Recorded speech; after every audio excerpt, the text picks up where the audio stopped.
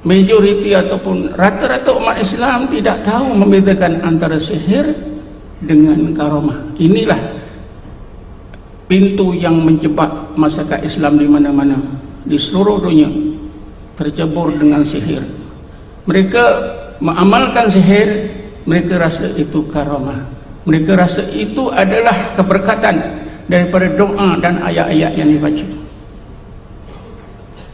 Apakah faktor yang menyebabkan kita umat Islam mudah terlibat dengan sihir? Dalam pandangan saya ada dua faktor yang besar. Pertama, bila kita dalam Islam ada diajarkan tentang konsep karamah dan ma'unah, maka menerusi konsep karamah dan ma'unah yang disalah faham oleh umat Islam, daripada pintu inilah maka umat Islam mudah terjebak dengan sihir. Karena kebetulan sihir itu juga mempunyai ciri-ciri yang misteri dan mistik.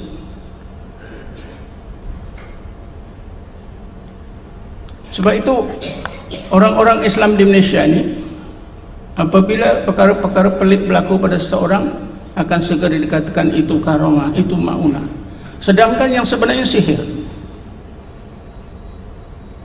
Yang keduanya,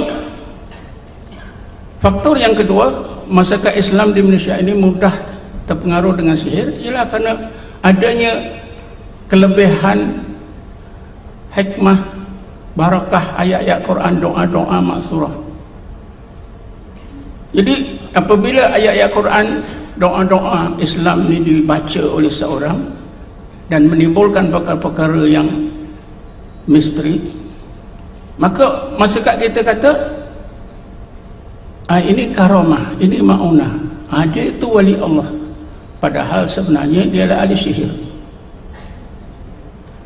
Karena itulah tuan-tuan, ramai orang-orang Islam di Malaysia ini menggunakan ayat Quran dan doa-doa sebagai ganti daripada jampi untuk mensihirkan, untuk melakukan, mengamalkan ilmu dan amalan sihir yang orang ramai tidak menyedari sama sekali. Tuan-tuan dan puan-puan, hadirin dan hadirat yang dirahmati Allah sekalian, masalah ini telah timbul sejak 1000 tahun yang lepas atau lebih awal daripada itu.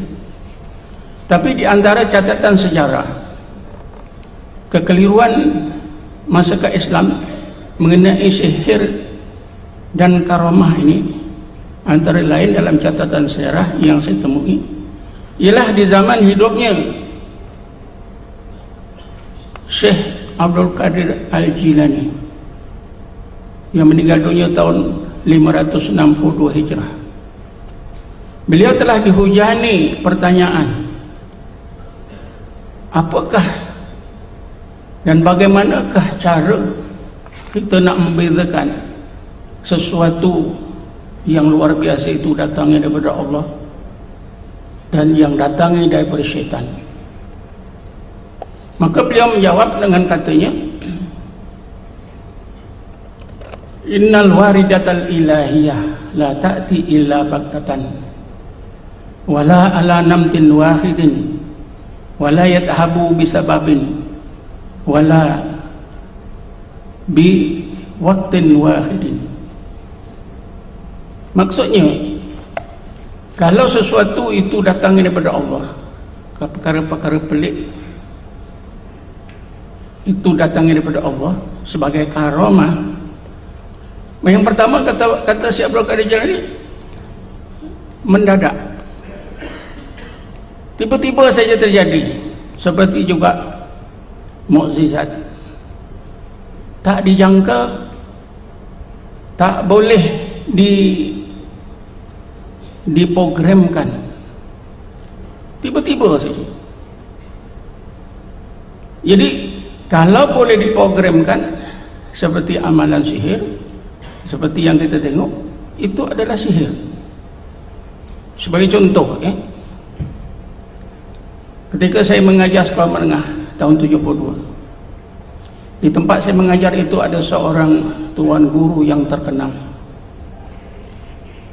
Pada satu hari, kebetulan pagi Jumaat, ada seorang perempuan mengadu pada tuan guru ini. Dan tuan guru ini yang membaca khutbah dan jadi imam di masjid itu. Seorang perempuan mengadu barang-barang kemasnya hilang. Jadi tuan guru ini kata, tak apa, insya-Allah kita berdoalah pada Allah, mudah-mudahan Allah balikkan barang kemas. Lalu sebelum tuan guru ini membaca khutbah, dia memberitahu jemaah, nanti selepas jemaat, selepas sunat, solat sunat ba'diyah, jangan seorang pun balik.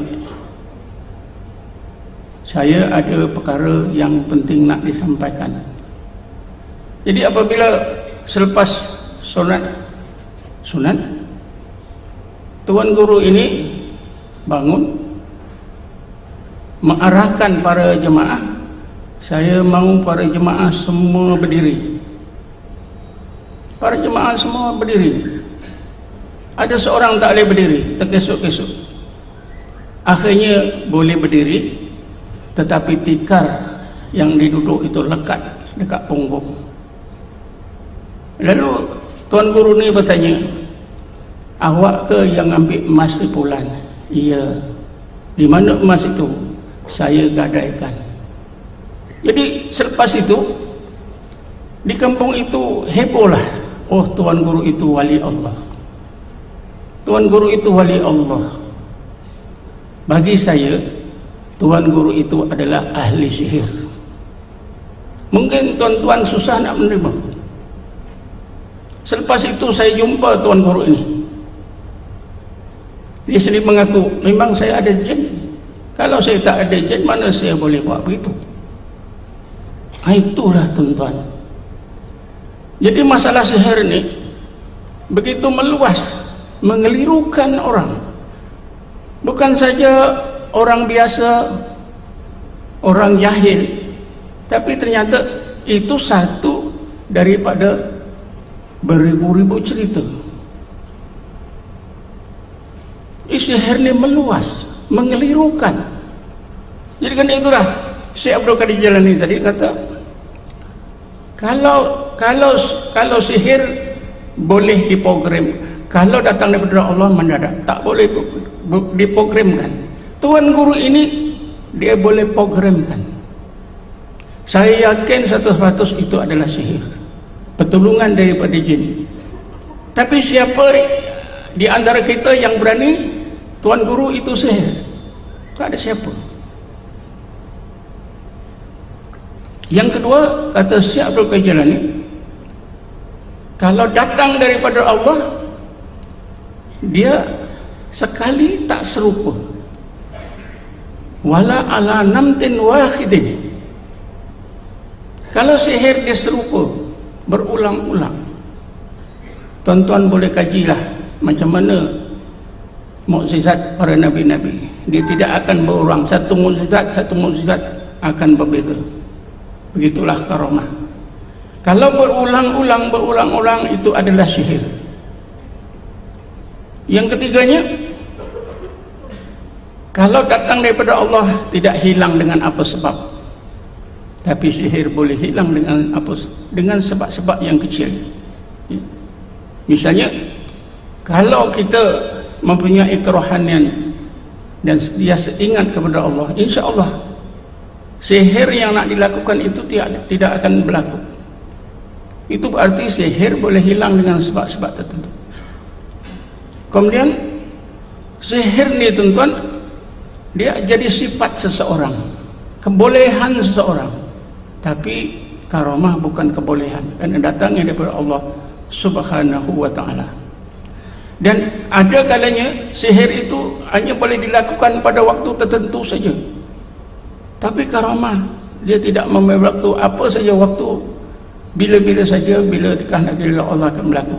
Inilah Jawapannya diberikan oleh Syekh Abdul Qadir Jailani lebih kurang 1000 tahun dahulu. Tapi majoriti ataupun rata-rata umat Islam tidak tahu membedakan antara sihir dengan karamah. Inilah pintu yang menjebak masyarakat Islam di mana-mana di seluruh dunia, tercebur dengan sihir. Mereka mengamalkan sihir, mereka rasa itu karamah, mereka rasa itu adalah keberkatan daripada doa dan ayat-ayat yang dibaca.